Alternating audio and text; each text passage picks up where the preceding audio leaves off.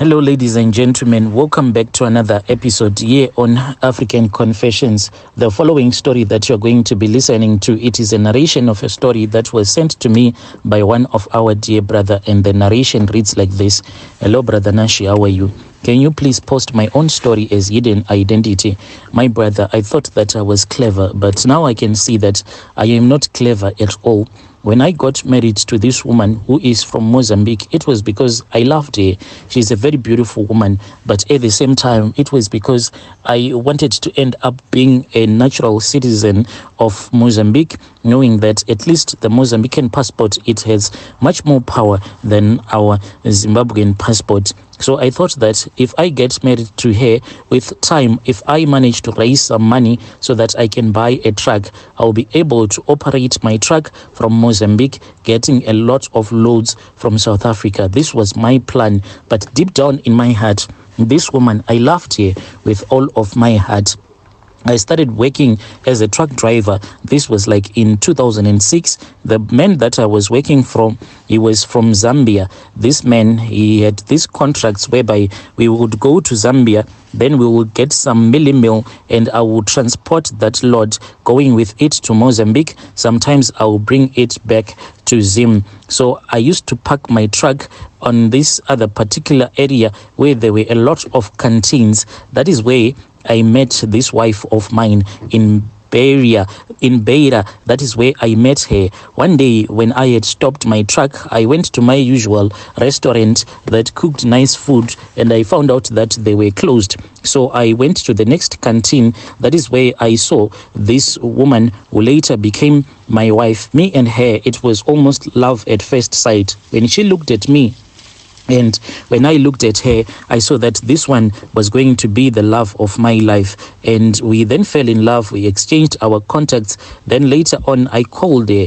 And when I was in Zambia, I collected the load and returned with it to Mozambique. And we ended up making love in my truck. From there on, she told me that she had fallen pregnant for me. And I encouraged her to move from Mozambique so that she can stay with me in Zim. At that time, I was just staying at this other place where I was renting a 3-roomed house. But what surprised me is that after I had left her in Zim, later on when I was at this other depot in Zambia, she texted me and she told me that she had thought of a plan. She wanted a mom to also come to Zim since she was always sick, because the pregnancy that she was carrying was always making her sick. But the way that she did it, Brother Nashi, she just told me over the phone, which I didn't like. I just thought that at least she should have told me when I was still with her so that we can plan, because I had my own mother who was not yet dead at that time. So at least she could have went and stayed with my wife. But anyway, I said that this is her own decision. When I returned back from Mozambique and coming back to Zim with another backload, that was when I found out that my mother-in-law, she was someone who was very controlling. She actually asked for my phone. I thought that her phone didn't have airtime, but she started to go around my WhatsApp looking at the messages, and this I didn't like at all.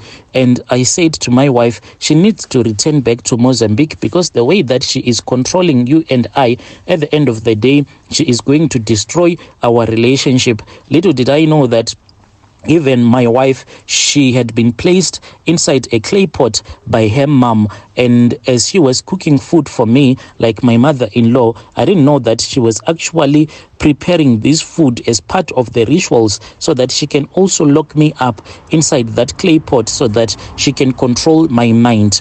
Then when I had saved enough money, remember that I wanted to buy a truck in Zambia or Mozambique so that I can start operating my truck from Zambia or Mozambique. So they knew about these plans. When my money was okay, to my surprise, my wife then discouraged me from buying a truck. She said, why don't we buy a house first? If we buy a house first, then you know that you are going to be okay. I said, all right, it is fine. Where are we going to buy this house here in Zim? She said, no, with the economy in your country, I cannot live here forever. She said that let us go back to my country so that we can buy a house there.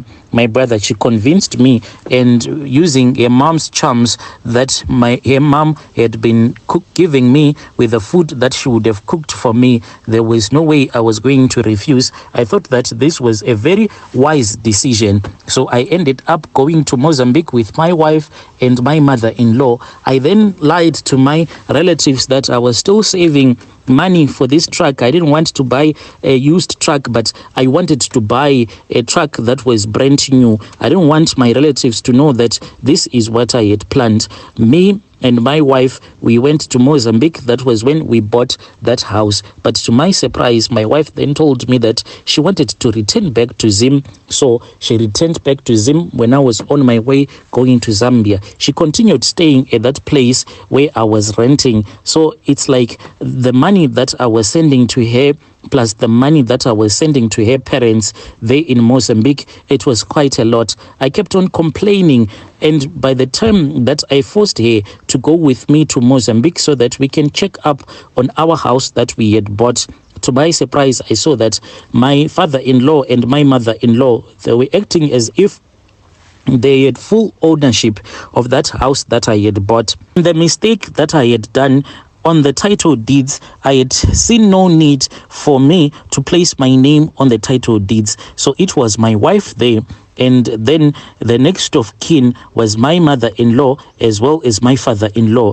So it was like I didn't even own that house. This is what my mother-in-law said when I started to complain, and she asked me if I was on the title deeds, if my name was on the title deeds. I really got angry, and I said, let me return back home. When I returned back home, my wife, because she loved me, she returned back home. But the way that she started controlling me and the way that my mother-in-law started controlling me, I sensed that there was something that was wrong, because my mother-in-law, one day, she called me and she said, I want you to delete all of your relatives' phone numbers because they are very evil. She claimed that she had gone to visit this traditional healer who had told her that my relatives, they are witches and they do not want me to succeed in life. And me, when I met her daughter, this was like the final. And me meeting her daughter, this was going to make me to succeed. So like a zombie, I took my phone after she had called me. Then I deleted all of my relatives' phone numbers. So I was living that kind of a life whereby it was only me, my wife, and her relatives. Even my best friend, when he asked me if this was a wise decision that I had taken to go and buy a house in Mozambique, he said, you mean that here in Zim, there are no places where you can buy a house? Why have you chosen to go to Mozambique to buy a house? I said, I know what I am doing. Do not try to control me. Yet I was being controlled by my mother-in-law and by my wife.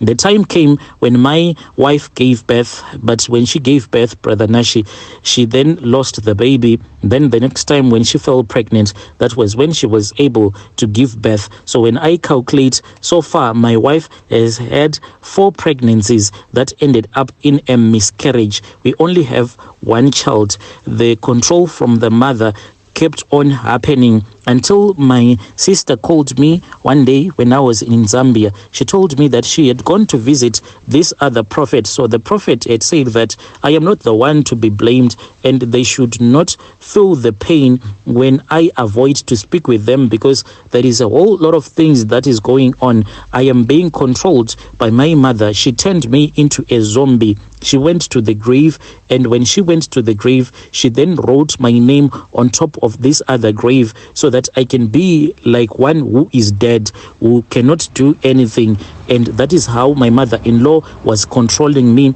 And also when she was preparing food for me, what she was actually doing was that she will take some of the soil that she would have urinated on, then she will mix it with the food that she will be cooking for me. This is the way that my mother-in-law was controlling me. So when that prophet started to assist me over the phone, that was when I opened my eyes and I saw that the things that were happening, they were not normal at all, because there were many days when me and my wife, we will be sleeping in our bedroom. Then my mother-in-law, she will just knock only once. Then she will just open the door just like that. Me and my wife, we will be so scared of asking her if the thing that she was doing was okay, because she once came when my wife was on top of me. Lucky enough, we had a blanket on top. Otherwise, she could have seen everything. But this is the way that she was like. And whenever she would complain about the way that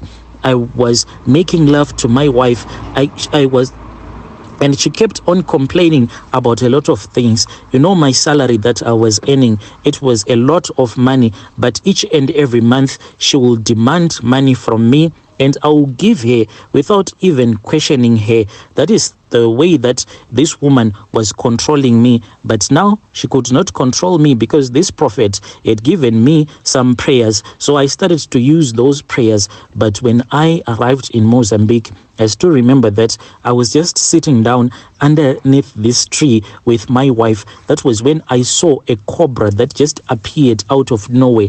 This cobra tried to bite me, but unfortunately it could not bite me. Then there was another time when I had came back to Zim after I had ran away from Mozambique because of the strange dreams that I was having, seeing my mother-in-law holding a very long knife, and this snake tried to bite me. That was when I ran from Mozambique and I came back home. Currently, I am now in Zim. But when I was called by that prophet, as that prophet was praying for me, I felt so weak, so I was sitting down. Then out of nowhere, there appeared a snake, and this snake proceeded to bite me on my buttocks. Right now, one of my buttocks, it is really black in color. This snake even bit that prophet. So the relatives of that prophet made me to pay that prophet with 3 cows, because they said that you have brought danger into our family. Currently, I am not working. Whenever I try to get back in the truck, my feet will get so swollen. So I don't know what am I supposed to do. As for that prophet, he keeps on telling me that everything is going to be okay. But I suspect that now he is very afraid of my mother-in-law, because when I go to his house for any kind of prayers, he does not mention the name of my mother-in-law like he used to do in the past, at that time when he was assisting me before we had been bit by that poisonous snake. When I go there, he just gives me like 3 river stones and some holy water, and he will say, go and bath yourself with this holy water, then you are going to be fine. But I am not okay. Whenever I get inside a truck, when I try to drive, then my legs will get so swollen. I am asking for any assistance that you can offer me. I know that I was a fool. I bought a house there in Mozambique thinking that my life was going to change, thinking that indeed my relatives, they were witches. But now I can see that my mother-in-law, she is the one who is a witch. Me and my wife, we are being separated by my mother-in-law. Now that I cannot work, she has forced my wife to go back to that canteen so that she can keep on working. When I asked my mother-in-law why she had done such a thing, she said, so you think that we can eat your urine? You think that when you go to the toilet, we will take that poo of yours that you would have left in the toilet so that we can eat? We need money. If you cannot provide anything for my child, she needs to go back to work, and pray to God that she is not going to meet a man there who will take care of her, because we are going to get her remarried. She cannot wait for someone who is as lazy as you are. I said, how can you say that I am lazy with the way that I used to work so hard? Now I can't go to work because my legs are swollen. Then she dropped a call. This is the situation that I am facing. If there is anyone who can assist me, a lot of people are afraid to assist me because they know that in Mozambique there are too many powerful traditional healers, so they avoid me, until one traditional healer said that he still wants to raise his family. He does not want to die before his time. He then said, can you please kindly leave my consultation room? And he said, take your money. You know that money that you pay a traditional healer, the consultation fee. He said, my ancestors have said that they do not need your money. So I then took my money, which was $20, and I returned back home. I wanted to cry, because when you see a traditional healer telling you that he does not want you in his consultation room, then it means that there is no one who can save you. Dear listeners, right there was a message that was sent to me by our dear brother. He said that out of love, I bought a house in Mozambique, thinking that one day I was going to have a Mozambican ID card so that I can start my company there in Mozambique. But unfortunately, they were using their powerful charms on me. Now that I can't work anymore, they say that I am just a lazy man. Strange things do happen in this world.